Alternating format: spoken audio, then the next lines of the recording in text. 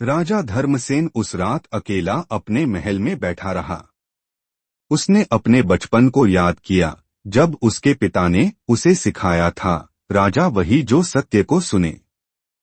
मैं कहाँ भटक गया, राजा बड़बड़ाया। उसकी आंखों से आंसू बहने लगे। वह जानता था दीपिका ने उसका झूठ उजागर नहीं किया, उसे उसकी आत्मा से मिला दिया। अगली सुबह राजा ने घोषणा की, दीपिका, तुमने तीनों झूठ उजागर किए। अब तुम मेरी राज सलाहकार बनोगी और हम एक नया राज्य बनाएंगे जहां सच्चाई न डरे बल्कि राज करे। राजा की घोषणा के बाद महल में जैसे भूचाल आ गया। पहली बार किसी साधारण ग्रामीण लड़की को इतनी ऊंची जिम्मेदारी मिली थी, राज सलाहकार की। दीपिका के सामने अब केवल सच्चाई उजागर करना नहीं, बल्कि एक ऐसा तंत्र बनाना था जहां सच बोलने वाला डरे नहीं और झूठ बोलने वाला सम्मान ना पाए। राजा ने स्वयं एक सभा बुलाई और घोषणा की, आज से हर महीने जनसुनवाई दिवस होगा, जहां हर व्यक्ति अपनी बात कह सकेगा, चाहे वह राजा के खिलाफ ही क्यों न हो। दीपिका ने कहा, राजन, सिर्फ सुनना ही नहीं, हर शिकायत का हल समय पर देना भी आपकी जिम्मेदारी होगी। जहां एक ओर जनता में आशा की किरण जगी थी, वहीं महल के कई पुराने दरबारी दीपिका से ईर्ष्या करने लगे थे। प्रधानमंत्री अर्जुन सेन ने महल के सबसे चालाक दरबारी वाचाल भानु से कहा, ये लड़की हमारी जड़ों को हिला रही है। अगर यही चली तो हम सबकी कुर्सियां चली जाएंगी। वाचाल भानु ने योजना बनाई, चलो दीपिका को सच्चाई की राह पर ऐसा संकट दें कि वो खुद हार मान ले। उनकी चाल थी झूठा षड्यंत्र। उन्होंने एक गरीब महिला को रिश्वत देकर दीपिका के नाम एक झूठी शिकायत लिखवाई, दीपिका ने हमारे गांव के कुएं का पानी छीन लिया। इस पत्र को दरबार में पढ़ा गया और कुछ लोगों ने शंका जताई, कहीं दीपिका भी तो झूठ नहीं बोल रही। जब राजा के सामने यह आरोप आया, वह कुछ क्षण चुप रहा। दीपिका, क्या तुमने सचमुच ऐसा किया? राजा ने पूछा। दीपिका ने बिना विचलित हुए कहा, मुझे इसकी सच्चाई जानने के लिए बस एक दिन चाहिए। अगर मैं झूठी साबित हुई तो खुद दरबार छोड़ दूंगी। अगले दिन दीपिका स्वयं उस गांव पहुंची।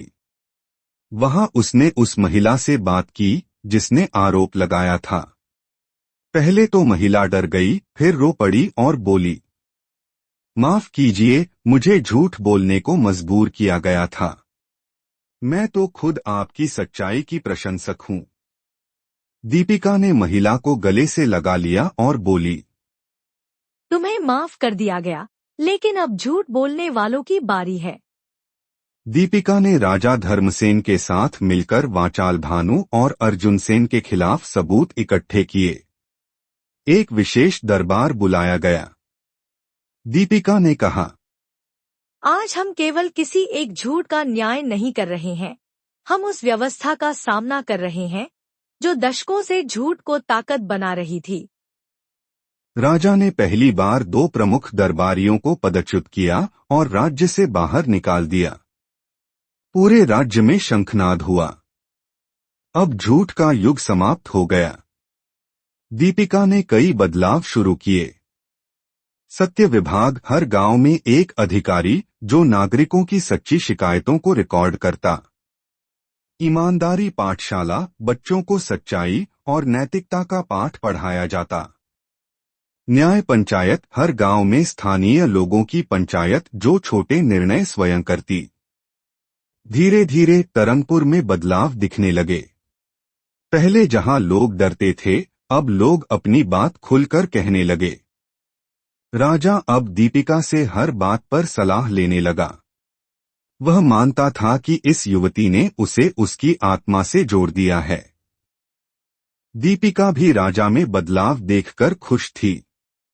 अब वह कोई क्रूर शासक नहीं, बल्कि एक सच्चा सेवक बन गया था। कई बार राजा बोला, काश मुझे बचपन में ही कोई तुम्हारी तरह सिखा देता कि शासन का अर्थ डर नहीं, सेवा है। दीपिका हंसती और कहती, कोई बात नहीं राजन, अब आप दूसरों को सिखाने का मौका पा चुके हैं। कुछ वर्षों में तरंगपुर का चेहरा बदल चुका था। गलियों में हंसी थी, भूख की जगह भरपेट भोजन था। मंदिरों में राजा की मूर्तियां नहीं, ईश्वर की पूजा होती थी। बच्चों को सच्चाई का पाठ कंठस्थ था। एक दिन राजा ने सबके सामने घोषणा की, आज से इस राज्य का नाम सत्यग्राम होगा, जहां हर शब्द, हर फैसला और हर रिश्ता सत्य पर आधारित होगा। दीपिका को अब पूरे राज्य में सत्यदीप के नाम से जाना जाने लगा, वह दीपक जिसने अंधेरे महल को उजाला दिया। सत्यग्राम की स्थापना के बाद भी दीपिका के मन में एक ख्वाब था। जहां कभी झूठ का महल खड़ा था, वहां अब सच्चाई का सार्वजनिक स्मारक बने।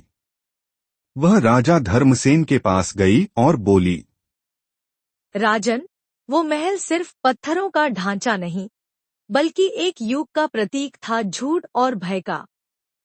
अब उसे गिराकर वहां एक सत्यदीप स्मारक बनाना चाहिए, जो आने वाली पीढ़ियों को सिखाए कि अंधेरे से भी उजाला जन्म ले सकता है। राजा ने कुछ क्षण सोचा और मुस्कुराकर कहा, सत्यदीप, यह नाम इस युग की दीपिका को समर्पित है। लाखों लोग इकट्ठा हुए उस दिन जब पुराने महल को तोड़ने की तैयारी शुरू हुई। कोई डर नहीं था, कोई आंसू नहीं, बल्कि गर्व और उम्मीद की झलक हर चेहरे पर थी। दीपिका ने खुद पहले पत्थर पर दस्तक दी।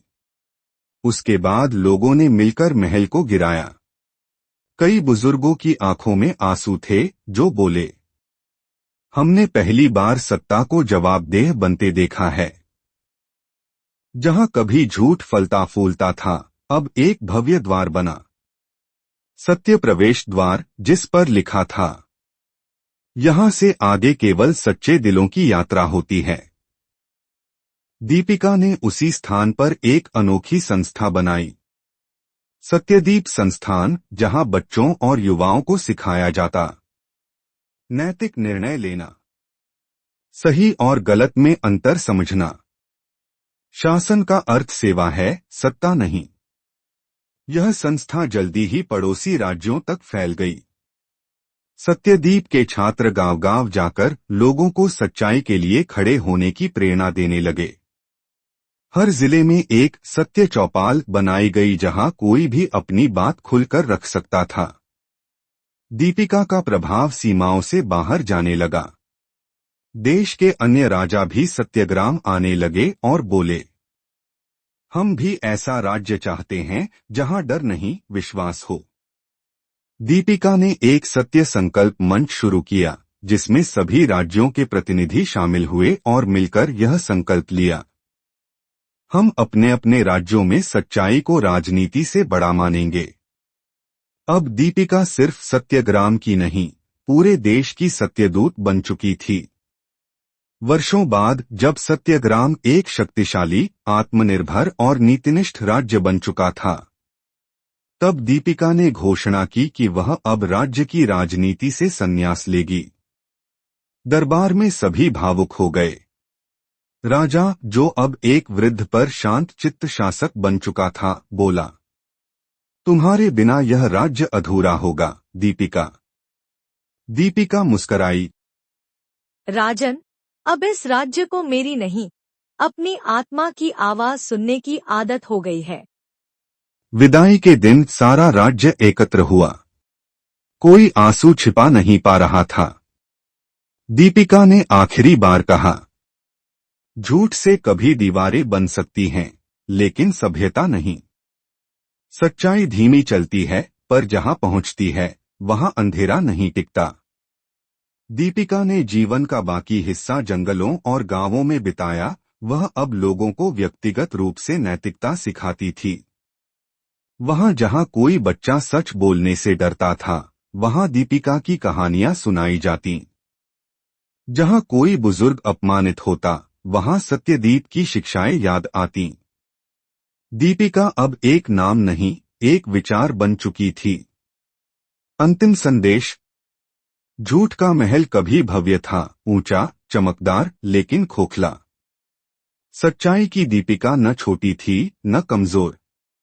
वह रोशनी की वो लौ थी जिसने अंधेरे की दीवारों को एक एक कर जलाया। शिक्षा। सच्चाई में ताकत है, पर उसे सहने का साहस चाहिए। झूठ कितना भी ऊंचा हो, उसकी नींव कमजोर होती है। एक व्यक्ति अगर निडर हो तो पूरे समाज की दिशा बदल सकता है।